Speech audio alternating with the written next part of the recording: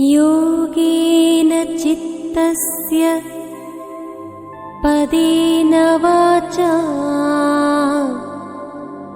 मलं शरीरस्य च वैद्यकेन योपाकरोत्तमं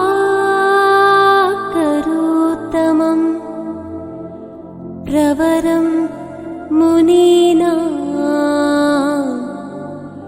पतञ्जलि प्राञ्जलि राणतोऽस्मि। गुरुब्रह्मा गुरुर्विष्णु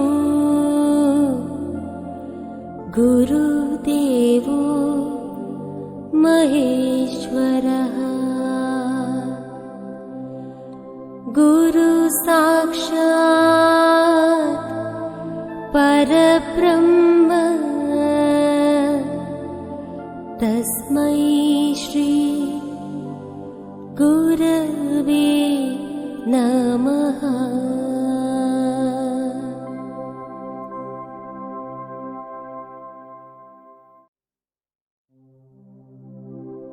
योगेन चित्तस्य पदेन वाचा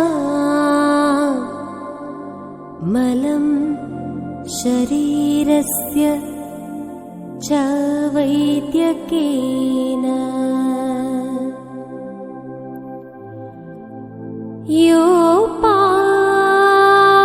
योपाकरोत्तमं प्रवरं मुनीना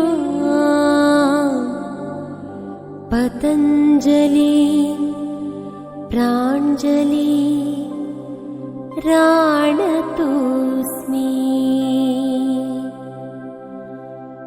गुरुब्रह्मा गुरुर्विष्णु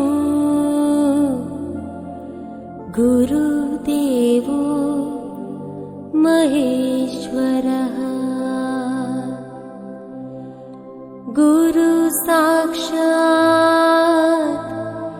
परब्रह्म तस्मै श्री गुरवे नमः।